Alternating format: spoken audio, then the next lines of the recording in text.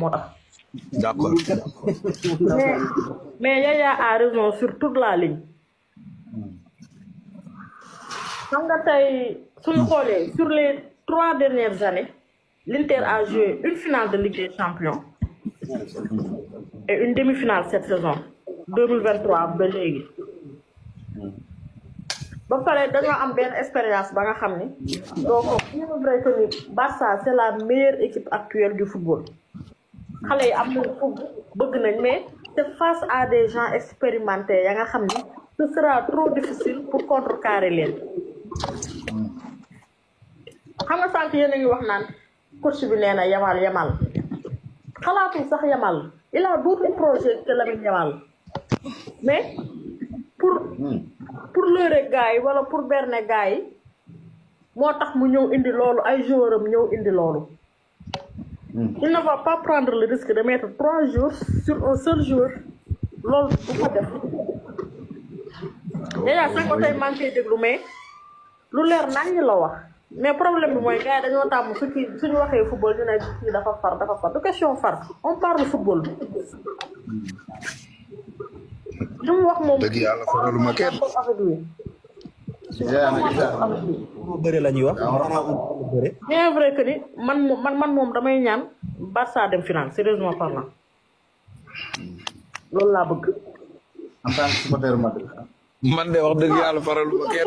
xoolal football dafa sama supporter de àddina gépp xam nañ ni man le Real Madrid est toute ma vie mais dama ne balaa dara dañoo bàyyi lépp di seetaan football. dëgg la. Barça performer c'est pour le bien du football. yaa ngi comprendre. Je vais commencer par Liverpool pour wax la ne c'est pas la même chose. Tout d'abord compétition Ligue des Champions ak championnat du benn c'est pas le même calibre c'est pas le même enjeu c'est pas le même niveau nangu nga n'est-ce pas. Liverpool il a gagné 7 de ses matchs de Ligue des Champions 8e bi peut-être mu ñàkk ko face à un Paris bi ñu demee avant Paris bi avant aller bi ñëpp dañ jàppoon ne Liverpool moo mën Paris man mii si laa bokkoon mais bi Liverpool ñëwee dugg biir Parc des Princes boof toog di xaar Paris mel ni ku koy lekk Liverpool gagné par benn erreur de gardien wala benn contre-attaque boo xam ne ñàkk de concentration la. Au retour nee naa leen kii coach bi ñëw ba biir Paris boof am na lu tax. J'ai fait mes analyses xam naa ni productivement sur le plan du jeu Paris moo mën Liverpool jamono ji. Inter pour wax la forme Ligue des Champions je parle pas de Coupe d'Italie je parle pas de championnat d'Italie je parle de Ligue des Champions. Inter a éliminé le Bayern dafa dem biir Allianz Arena dóor ko fa 2-1. ñëw biir Giuseppe Meazza nii la moom. Pendant ce temps Barça dem dóor Dortmund retour bi Dortmund dóor ko Ligue des Champions. avec un triplé de Guirassy.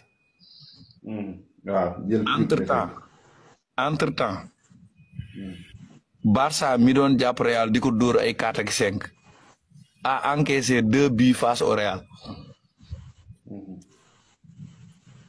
Et depuis lors le Barça encaisse et fait des remontadas. xam nga Inter nga prendre en kii naan ko mu ngi dóor nii tegle c'est vrai que Inter peut-être day rare mu tegle 2 défaites ba ci 3 mais le jour du match loolu yëpp amu fa opposition difficile moo fa am.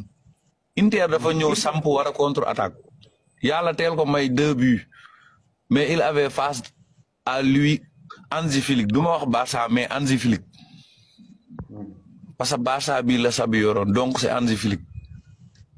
Un Barça avec un Lamine Yamal jeune boo xamante ne bii bi dafa dugg Pedri moo fori bal bi ñëw teg si milieu terrain ne ko leen kaay nañ koy dindi.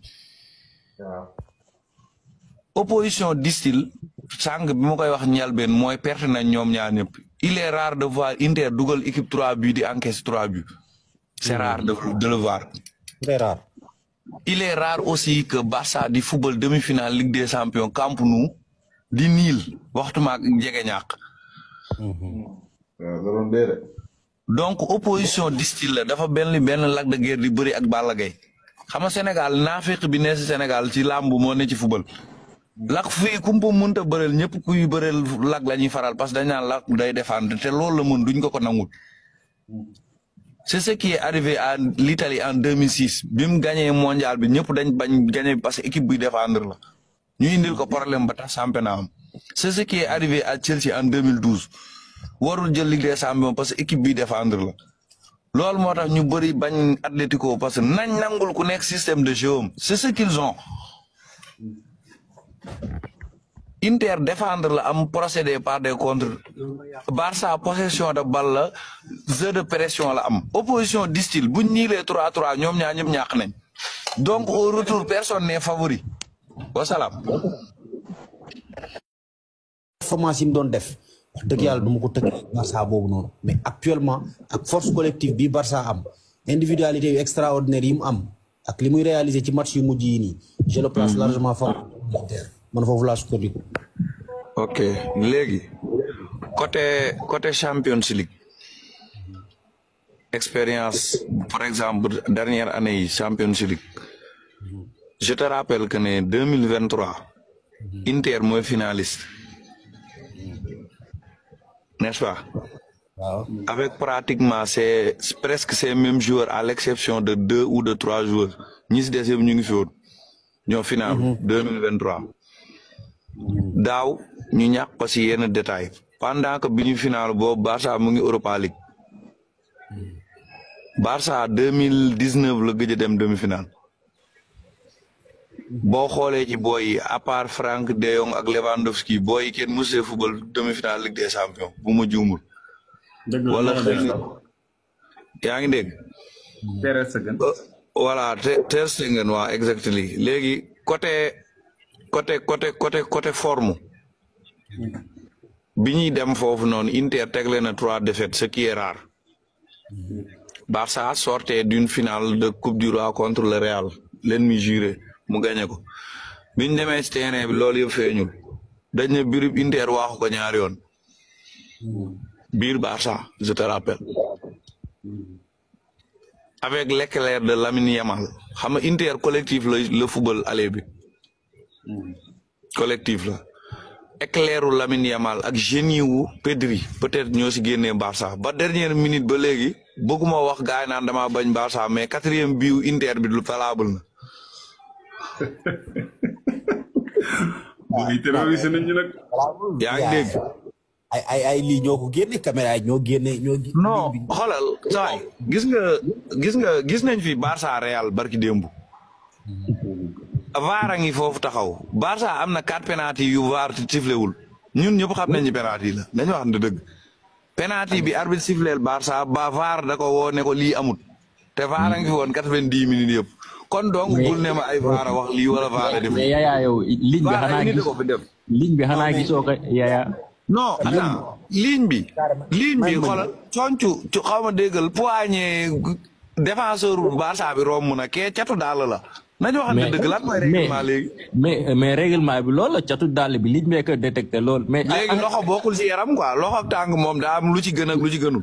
yaa mais am na benn point bu may ñëw daw fi nga wax foog sànq li nga wax si expérience bi. Inter non waa léegi détail bu ndaw boobu laa dugal ñu bugg see focaliser wu loolu passé na tiré wuñ ko passé na mais je voudrais juste dire que ne Barça mënul nekk favori ci kaw Inter. loolu mun na nekk mais Yaya depuis saison bi ba léegi tey jii bu ñu doon wax meilleure équipe Barça Inter quelle est la meilleure équipe entre les deux.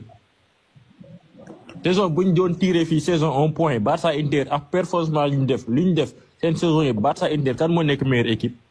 man mun naa la wax ni Inter mooy meilleure équipe. d'accord. foo ko teg. voilà parce que ils sont tous les deux en demi-finale et ils le méritent. En championnat l'Inter est en course pour le titre à l'Espagne le Barça est en course pour le titre kenn jëlagul dara kenn amu fi trophée yu ñu lay taggee. sauf que le Barça est premier alors que l'Inter est deuxième actuellement. waaw ba léegi ñu ngi course en titre de. mais sànq maa ngi dégg ngeen naan déglu ma rek Liverpool moo jëloon meilleure équipe première phase bi mu ñëwee première match dañ ko éliminé. Fatick xaju fi. voilà Inter dafa dóor presque matcham yëpp ba dernier match mu yónni ay bébé bu mu ñëwee Paris moo ko éliminé te Paris avait du mal à se qualifier. waa mais teewul tey bu ñuy xool diggante Inter ak Barça. daa mel ne football dañ koy dugg ci tey quoi. Barça non non non c'est que man damaa mënul nangu nit taxaw ne Barça mooy favori ci kaw Inter waxamul fenn fu mu ko mën a wékk man. convaincre leen ma micro bi ubbeeku na convaincre leen ma su ngeen. yaa déjà maa ngi leen di nuyu mais yaa yow. dama dégg nga ne 2023 Inter moom moo finaliste 2023. waaw. waaw doo jaar ci digg bi moo éliminé Barça wax ko. non loolu yëpp day sori. da nga koy wax da nga koy wax. xam nga